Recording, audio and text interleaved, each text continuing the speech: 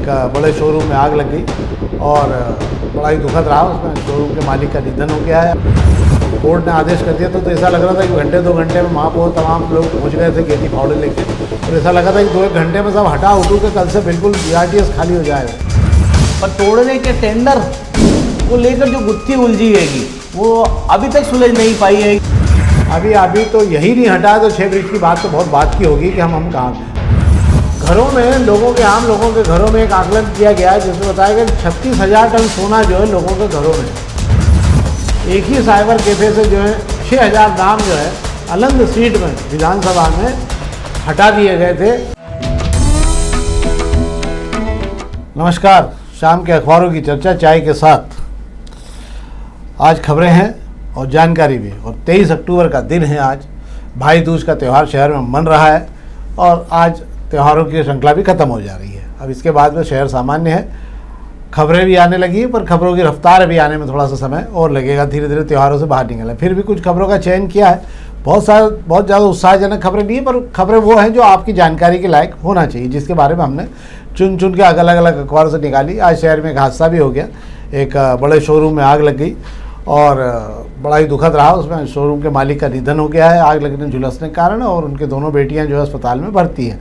एक दिए से ही आग लगी थी, इसको भी हम आगे बता देंगे आपको। शुरू करें शेखर जी? बिल्कुल। हम अग्निबाण खबरों शुरू कर रहे हैं। अग्निबाण खबरों में कुछ खबरें हैं जिस पर हम बात कर सकते हैं, बाकी तो सब। एक तो BRTS कॉरिडोर को तोड़ने को लेकर अभी तक वर्क ऑर्डर नहीं निकला। सवाल वर्क ऑर्डर निकलने का नहीं है, सवाल ये हो रहा है कि इसके कारण आगे की पूरी योजना शहर की उलझी पड़ी हुई है। मतलब जो ब्रिज बनने हैं उनका नया सर्वे होना है, उस ब्रिज को लेकर जो भी आगे की प्रक्रिया होनी है वो सब की सब उलझी पड़ी हुई। शहर में किसी भी काम को लेकर क्या लचर व्यवस्था रहती है, उसका बड़ा नुकसान इस शहर को भी उठाना पड़ता है। और इसीलिए कहते हैं कि जो योजना 1 साल की वो 4 साल तक खिंचते खिंचते पूरी होती है और उत्साह खत्म हो जाता है उस प्रक्रिया के पूरा होने का। आपको याद होगा शायद पहले दिन जब कोर्ट ने आदेश कर दिया तो ऐसा लग रहा था कि घंटे 2 घंटे में महापौर तमाम लोग पहुंच गए थे गेती फावड़े लेके, और ऐसा लगा था कि 2-1 घंटे में सब हटा उठू के कल से बिल्कुल BRTS खाली हो जाएगा। और आज मैं सोचता हूँ लंबा समय निकल गया BRTS की तरफ में, जो लोग उत्साहवर्धक थे वो भी झांकने नहीं जा रहे। क्या शेखर जी? बिल्कुल आप सही कह रहे हैं कि कोर्ट के आदेश के बाद BRTS को तोड़ने की राह जो खुली थी उससे शहर के लोगों में जो खुशी की आई थी, लहर दौड़ी थी। ऐसा लगा था कि अब BRTS पर चलना आसान हो जाएगा। जो मुश्किलें जो दिखाई दे रही थी कि कॉरिडोर के जो बाकी की लेन में जो चलते हैं, मिक्स लेन जिसे कहा जाता है, उसमें चलना बहुत मुश्किल हो रहा था, खास करके पीक आवर्स में। पर तोड़ने के टेंडर को लेकर जो गुत्थी उलझी हैगी वो अभी तक सुलझ नहीं पाई हैगी। अभी भी BRTS को तोड़ने का वर्क ऑर्डर जारी नहीं किया गया है। ये कितनी बड़ी बात है कि पहले तो ठेकेदार को ढूंढने में आपको टेंडर पे टेंडर निकालना पड़े, और जब ठेकेदार तय हो गया तो उसको वर्क ऑर्डर जारी करने में भी देरी हो रही है। इसके पीछे जो भी वजह रही हो, पर वो शहर हित में नहीं है। इसको सोचना पड़ेगा, समझना पड़ेगा कि चूक कहाँ हो रही है, वे कौन लोग हैं जो शहर के विकास को जो अवरोध करने की कोशिश कर रहे हैं, शहर के विकास को रोकने में लगे हुए हैं और लोगों को परेशानी में ला रहे हैं। 6 ब्रिज बनने हैं। जो कॉरिडोर बनना था, पहले पूरा एलिवेटेड ब्रिज बनना था जिसका टेंडर कैंसिल कर दिया गया था। उसके बाद 6 ब्रिज बनाने का मुख्यमंत्री जी ने कहा था कि ये इसके बाद यहाँ पे 6 ब्रिज बनेंगे। अभी तो यही नहीं हटा तो 6 ब्रिज की बात तो बहुत बात की होगी कि हम कहाँ, हम वहीं खड़े हैं जहाँ से हम 1-1.5-2 साल पहले खड़े थे। चुनाव तक टल गई। निगम मंडलों के प्राधिकरण की नियुक्तियां, स्वाभाविक बात है कि सारे नेता वहाँ पहुँच रहे हैं, तब कुछ होगा नहीं इसके अंदर। बाकी कल 27 तारीख को भोपाल में बड़ा प्रदर्शन है किसानों का भावांतर को लेकर। बाकी सब खबरें सामान्य हैं, जो दूसरे अखबारों से भी 1-2 खबरें ली है। अब हम पत्रिका की खबर की बात कर लें। पत्रिका की खबर में बड़ी खबर, पत्रिका में से बड़ी खबर जो है वो सामान्य स्थिति में आज हम ले लेते हैं। एक खबर ली हमने, हाँ ये ली, आज से मंडियों में व्यापार शुरू हो रहा है। मुहूर्त के सौदे आज होते हैं। औपचारिकता के रूप में लोग 1-2 से लेन देन करके जो भी हो आज से कामकाज शुरू करते हैं। मुहूर्त के सौदे, शेयर बाजार की ट्रेडिंग इतवार के दिन हो गई थी, और आज यहाँ पर मुहूर्त के सौदे में सियागंज वगैरह में 24 तारीख को मुहूर्त के सौदे होंगे।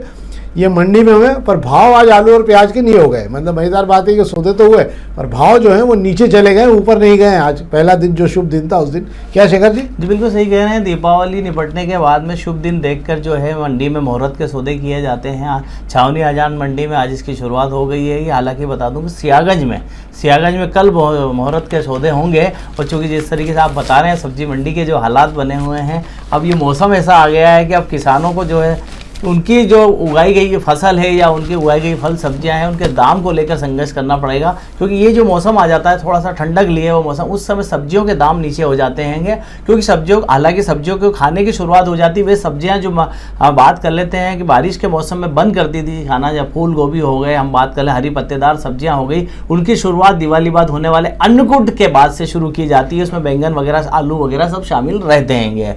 तो अब मुहूर्त के सौदे में भले शुरुआत बिगड़ी हो, पर मुझे ऐसा लगता है कि इनकी डिमांड बढ़ेगी और ये जो मौसम खाने पीने का जो आ रहा है उसके अंदर ये दाम बिल्कुल बराबर किसानों के हित में आएंगे। अब हम प्रभात खंड खबरों की बात कर रहे हैं। आज तड़के एक जो भीषण अग्निकांड हुआ है महिंद्रा के शोरूम के में, उसमें शोरूम के जो मालिक हैं प्रवेश अग्रवाल जी, उनका निधन हो गया, जो आग में झुलस गए पूरी तरह से वे।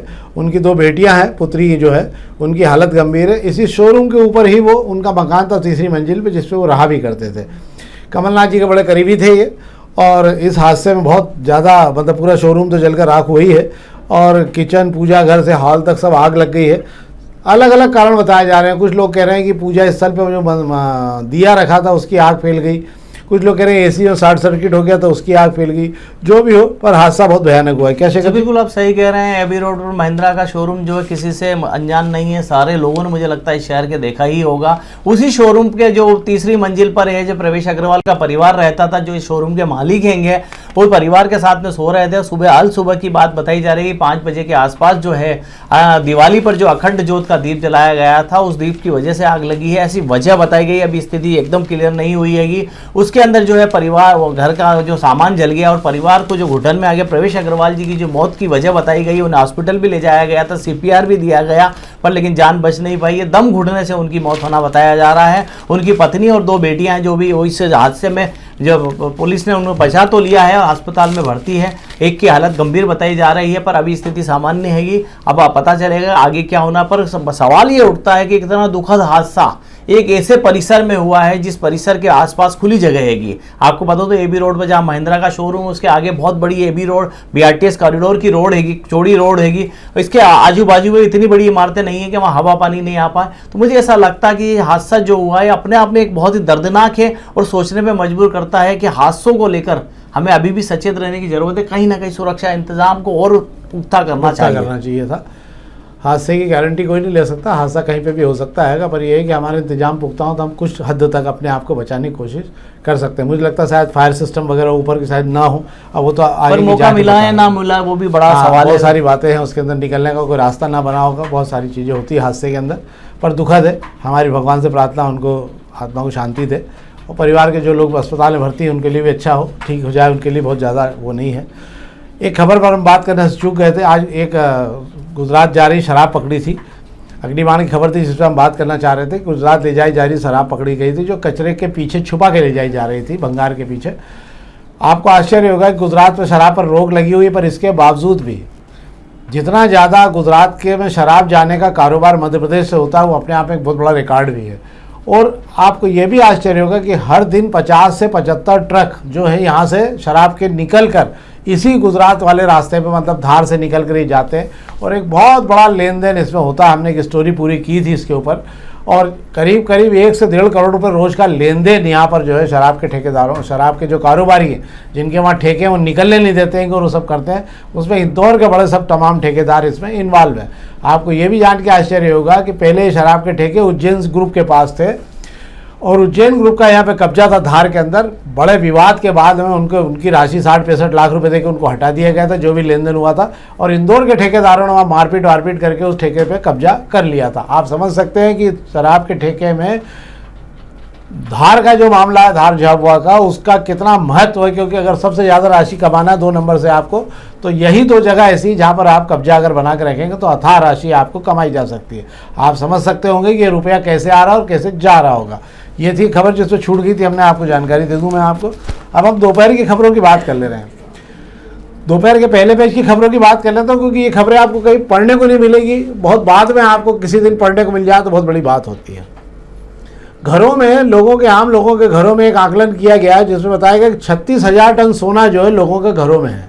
इसकी कीमत 350 लाख करोड़ रुपए है। बहुत दिनों से सरकार ये कोशिश कर करके थक गई कि ये सोना जो है लोगों के घरों से निकलकर कारोबार में बाहर आए निकलकर, इससे देश की अर्थव्यवस्था मजबूत होगी, परंतु ये सोना नहीं निकल पा रहा है।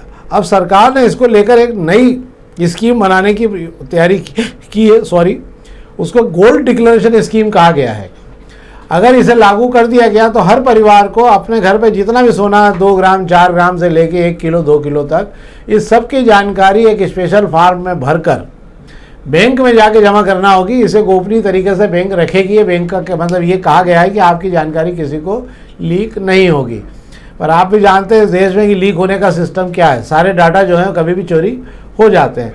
अब ये देखना रहेगा कि इसका आगे क्या होगा और क्या नहीं होगा। इसका प्रारूप आया था जिस आधार पे खबर हमने बनाई थी, और इसके अंदर जो है आपको बहुत सारी जानकारियां देनी होगी। मतलब अभी हालांकि आयकर में और चुनाव जब लड़ते हैं तब जानकारी चल और अचल संपत्ति की दी जाती है, पर इसमें आप अगर आयकर नहीं भी भरते हैं तो भी आपको बैंक में जाके जानकारी देना पड़ेगी कि आपके पास गोल्ड, हीरा, चांदी कितनी है, इसकी पूरी जानकारी देनी होगी। तो एक खबर थी।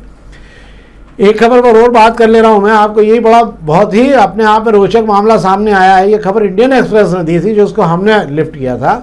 वो खबर ये है कि 80 जो कर्नाटक की सीट है, विधानसभा सीट अलंद, जिसको लेकर राहुल गांधी ने शिकायत की थी, तो एसआईटी का गठन किया था और उन्होंने ये जानकारी एकत्र करके तमाम भांडा फोड़ा है कि 75 मोबाइल का उपयोग किया गया था। इसमें एक ही साइबर कैफे से जो है 6000 नाम जो है अलंद सीट में विधानसभा में हटा दिए गए थे, और जिन लोगों ने हटाए थे उसमें से एक फरार हो चुका है। कई जगह छापे मारे गए, भाजपा नेता के यहाँ मारे गए, उनके यहाँ से बहुत सारे लैपटॉप और दस्तावेज मिले, और उसके आधार पर ये जानकारी पूरी सामने आई है कि 4.5 लाख रुपए खर्च करके 6000 नाम हटा दिए गए थे पिछले चुनाव में। उसके बाद ये मामला पूरा पलट गया था और अब इसकी जांच आगे बढ़ रही है। अब चुनाव आयोग ने इस पर कुछ नहीं कहा है।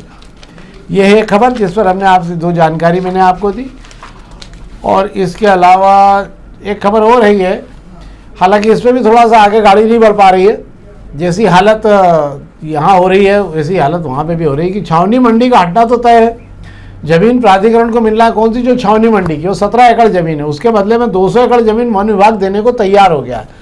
अब क्या होगा आगे, क्या नहीं होगा, क्या शेखर जी? जी बिल्कुल आप सही कह रहे हैं। मसला काफ़ी पुराना हो गया है। शहर के अंदर से अनाज मंडी हो गई, लोहा मंडी हो गई, कि अगर हम बात करें इनको शहर से बाहर, या ट्रांसपोर्ट नगर की बात हो गई, तो शहर से बाहर करने को लेकर योजनाएं बनी हुई, सबको ज़मीनें अलॉट हो चुकी है, सबके लिए जब जगह तय है, पर कोई बाहर जाना चाहता नहीं है, या कहूँ कि जो सुविधाएँ उनको वहाँ मिलना चाह रही उससे वे संतुष्ट नहीं है। वहाँ उन्हें लगता है कि वे दूर हो जाएंगे शहर से, कारोबार प्रभावित होगा, इसलिए सारे लोग अटके हुए हैं।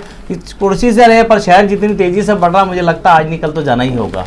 हाँ, ये सभी जगह है। धीरे धीरे ट्रांसपोर्ट वगैरह से बाहर नहीं होना है। बस स्टैंड चली गए हैं, सबसे पहले बस स्टैंड ही हटाए गए हैं, क्योंकि उनसे ज़्यादा तकलीफ होती थी, ऐसा लग रहा है मेरे को। और ये थी अखबारी खबरें जिस पर हमने आपको जानकारी दी। हम ये कार्यक्रम आपके लिए बना रहे हैं। इसमें बेहतर खबरें शहर से जुड़ी हुई हम आपको बताते हैं। हमारा आग्रह है इस कार्यक्रम को आप अधिक से अधिक लाइक करें और अपने मित्रों तक पहुँचाएँ। बेहतर प्रतिसाद हमें मिल रहा है। हम और कोशिश करते हैं कि इसका क्या बेहतर बनाया जा सकेगा। बहुत बहुत धन्यवाद।